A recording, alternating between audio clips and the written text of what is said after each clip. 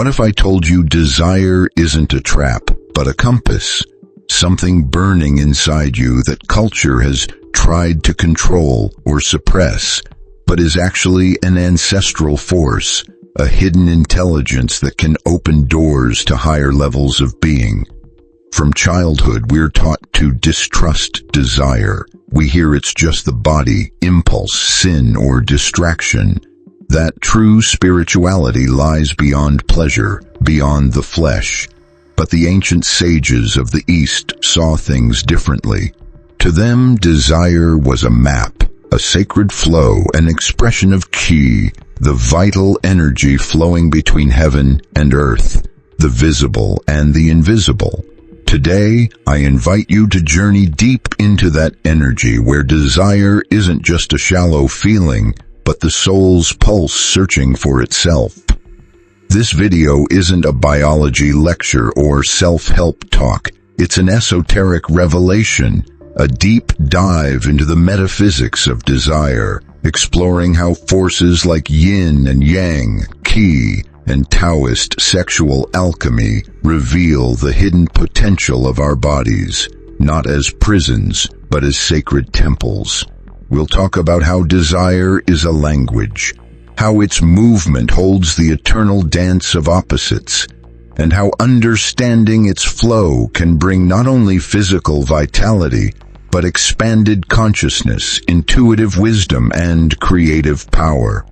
We'll explore Taoism's ancient principles, the inner practice of sexual alchemy, and the mystery hidden in the energetic union of masculine and feminine.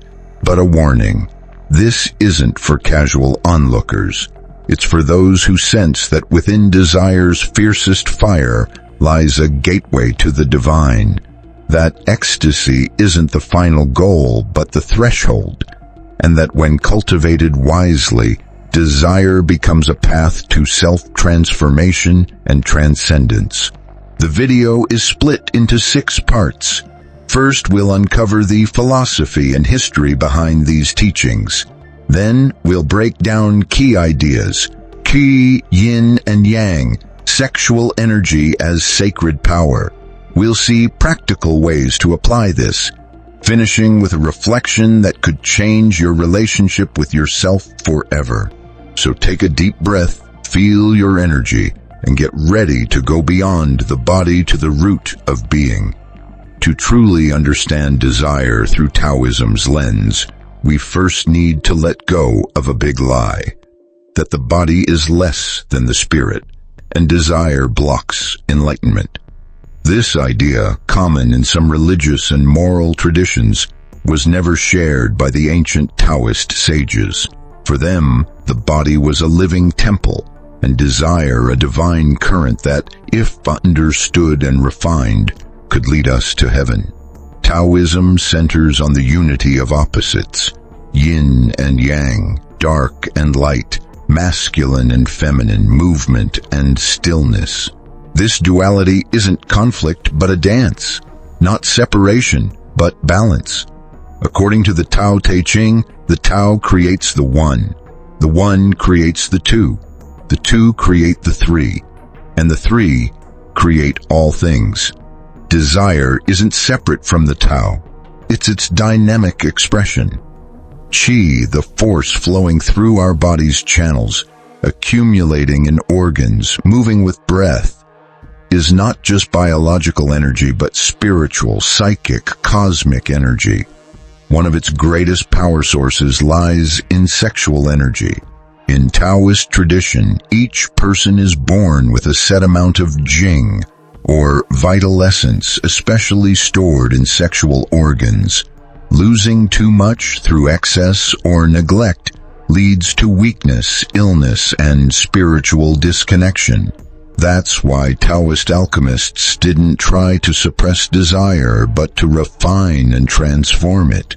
Sexual alchemy was more than physical. It was an inner process of channeling desire's fire inward, moving it through energy centers called dantians to the brain, heart, or crown, where it nourished wisdom, compassion, and enlightenment. Classical texts like the Chen Jin, The classic of purity, the Zhuangzi, and the Yellow Emperor's canon discuss these practices with respect and detail. They weren't strange rituals or disguised libertinism, but a sacred science aimed at restoring balance between human and divine. Desire was not merely human, but divine, because any impulse guided by awareness can lead us back to our origin. Here lies the real secret. We shouldn't run from desire, but enter it clearly, like stepping into an enchanted forest, not to get lost, but to find hidden truth. For inside the fire's heart burns the purest light. To see how desire can guide spiritual self-knowledge, we first observe energy itself, not as an idea, but as a living presence flowing through us. The ancient Taoists called this qi, viewing it not only as life force, but as an inner wind shaping body, emotion, and thought. Imagine qi as a gentle stream flowing through unseen channels. When flowing well, the body is healthy, the mind clear, and the soul listens. When qi is blocked or scattered, illness and confusion follow, and purpose fades.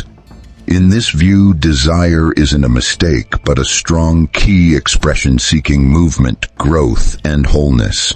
This is where yin and yang come in, the two core principles governing the universe in Taoism. They're not opposites, but complements, each defining the other. Yang means action, heat, light, penetration, rising. Yin means receptivity, coolness, darkness, containment, descending. Every human experience holds this balance, each breath, feeling, thought, and desire. When desire shows up, sexual, creative, spiritual, or emotional, it signals imbalance, longing for harmony.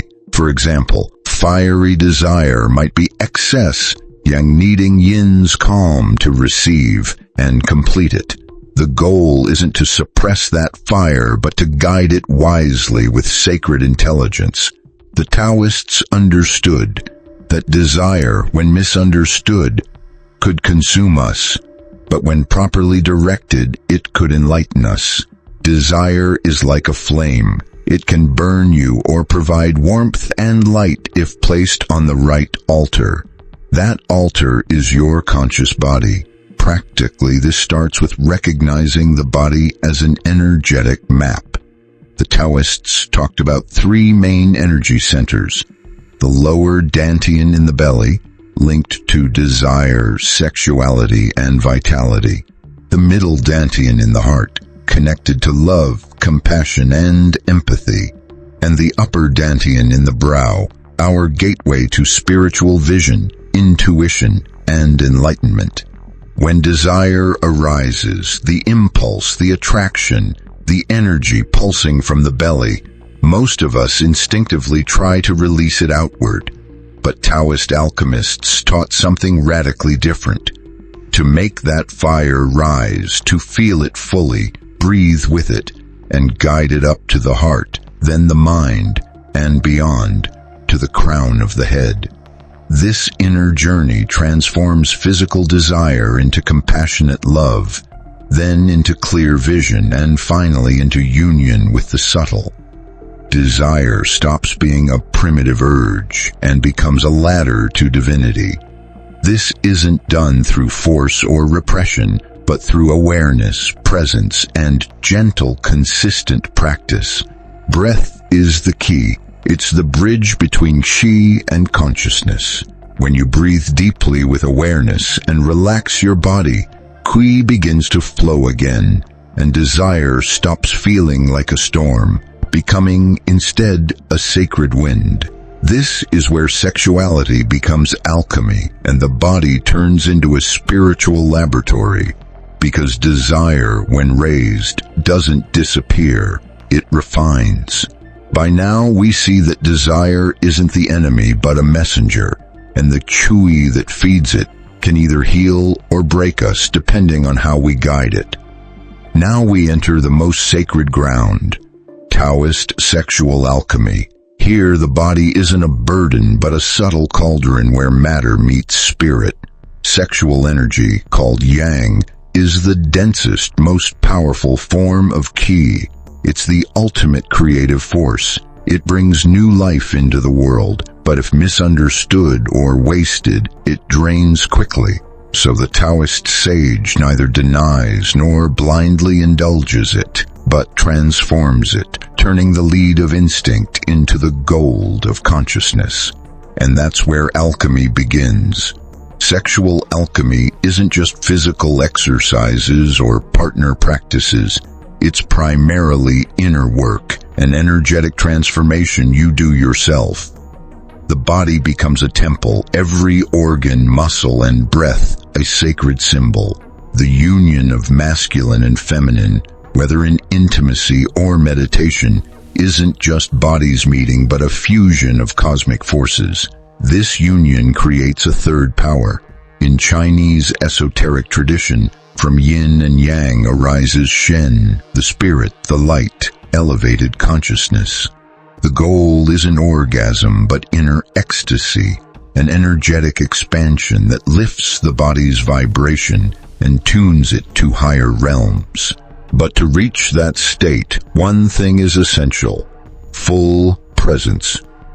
It's not about acting on impulse, but about inhabiting desire with mindful attention, conscious breath, and an open heart. In sexual alchemy, attention is the crucible that refines and raises desire's fire. Many practices start simply by observing sexual energy without judgment. When you feel that impulse, whether attraction, fantasy, or arousal, don't suppress it or rush to release it. Just observe it, breathe into it, and notice its path, how it awakens in your lower belly and, if allowed, begins to rise along your spine like a glowing serpent reaching for the sky. This is called the microcosmic circulation, an energy circuit starting at the perineum, flowing up the spine to the skull, then down through the forehead. This is the same flow Taoist monks use to conserve vital energy and awaken expanded states of consciousness. When this circuit is active, desire no longer needs external release. Ecstasy becomes internal, the mind clears, the heart opens, and the body vibrates like a perfectly tuned instrument aligned with the cosmos. Then the greatest secret is revealed. Desire was always a call from the spirit to itself, a fire placed within us not to trap us but to guide us home. When you learn to feel without attachment, kindle without burning, and love without owning, desire becomes a path to freedom. You don't need to escape your body to rise. You just need to fully inhabit it until it becomes light. Knowing the secrets of qi, yin and yang, and inner alchemy is only the first step. The real challenge is living that wisdom in today's world. Amid responsibilities, intense emotions, constant distractions, and complex relationships. That's where alchemy becomes real, because knowledge that doesn't change your everyday life stays dormant.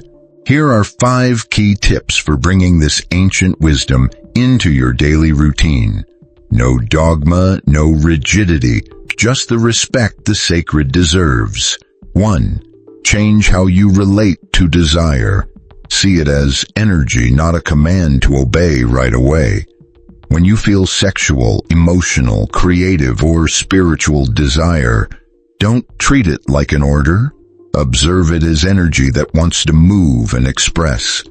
Ask what it's trying to balance, what polarity it shows. This pause turns desire into a compass, not a chain. 2. Practice intentional breathing.